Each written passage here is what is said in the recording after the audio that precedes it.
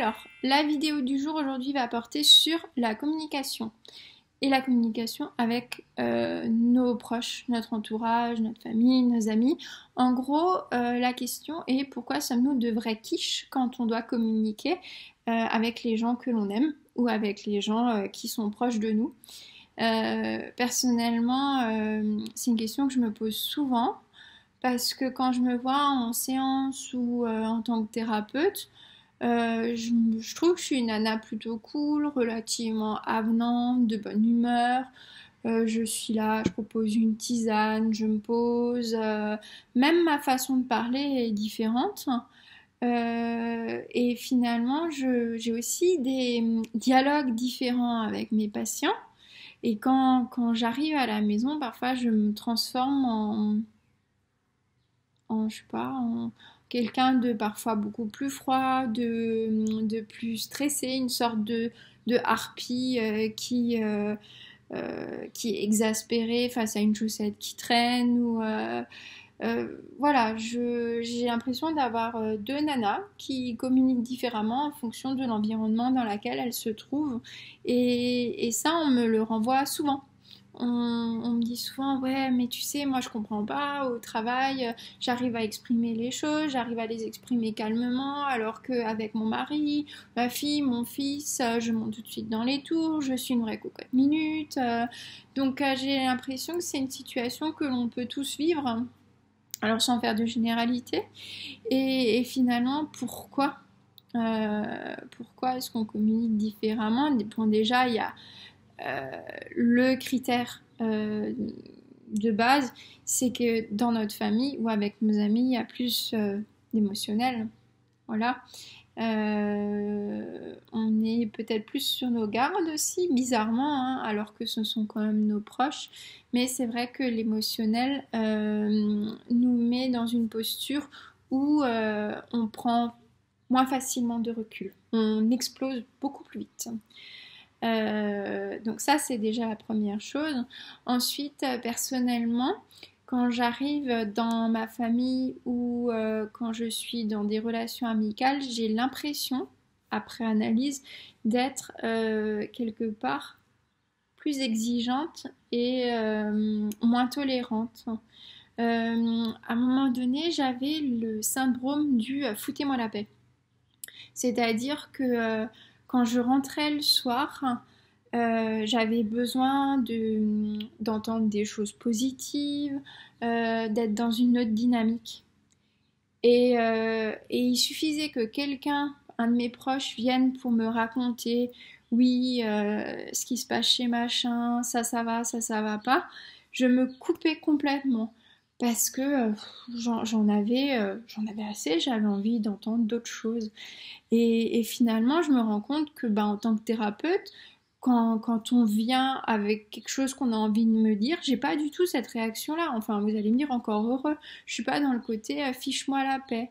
Je suis d'abord dans une écoute, dans un accueil et dans une présence totalement différente.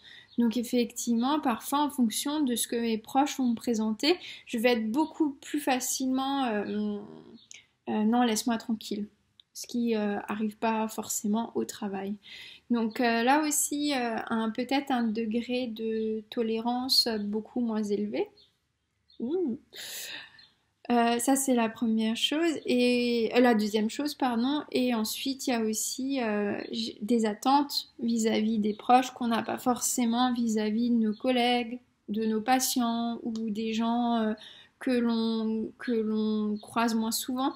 C'est vrai qu'avec nos proches on s'attend un petit traitement de faveur, on se dit oui, ils vont m'appeler pour savoir comment je vais, ou ceci, ou cela, et puis ils devraient réagir comme ça, et puis ils devraient comprendre ceci, et ils devraient, et non.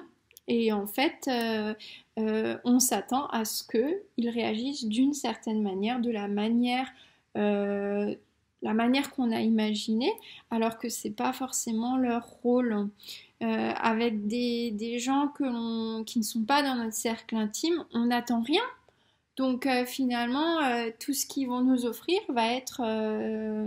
ça va être une cerise sur le gâteau, ça va être tout bénef. Et, et voilà, là aussi, quand les proches ne répondent pas à nos attentes, du coup, on peut peut-être un peu grincer des dents et être plus acide. Et ensuite, effectivement, ce qu'il y a aussi, c'est cette notion de quotidien. Je le vois bien, je peux passer une journée avec la chouette nana que je peux être au boulot, et à peine j'ouvre la porte de la maison, je vois traîner les jouets, ben, je peux d'emblée devenir beaucoup plus acide. Et alors que au boulot, finalement, si les vitres ne sont pas faites, ça va moins nous toucher. Donc effectivement, la communication, c'est pas quelque chose d'évident, mais c'est encore beaucoup moins évident avec nos proches. Personnellement, j'ai parfois l'impression d'être une étrangère, d'être très froide, d'être très distante, alors que ben voilà, ce sont les gens que j'aime. Mais je sens effectivement que pour moi, ça demande presque plus d'efforts que dans mon travail, et ça m'attriste énormément. Et effectivement, cette notion d'effort, et je vais terminer là-dessus, sinon cette vidéo va nouveau durer des plombes, peut-être que communiquer avec nos proches nous demanderait plus d'efforts. Ça nous demanderait effectivement de nous dire là, maintenant, soit dans l'écoute, soit dans la présence, là, pose-toi. Voilà, l'effort que l'on fournit finalement avec des collègues, avec des patients ou avec des personnes qui nous sont plus étrangères, pourquoi ne pas se discipliner à le fournir aussi avec nos proches? Ils le méritent bien, on le mérite bien, et peut-être que, enfin pas peut-être, je suis sûre que ça apporterait quelque chose. Voilà, donc c'est pour la réflexion du jour. Je vais m'arrêter là. Si ça se trouve, il y aura sans doute une suite à cette vidéo. En tous les cas, apprenons à plus souvent dire aux gens à quel point on tient à eux, même si c'est pas naturel ou évident. Et voilà, je vous fais plein de bisous et n'hésitez pas à commenter. Je suis très intéressée de savoir votre avis et je vous souhaite encore une bonne journée, un bon week-end, etc., etc.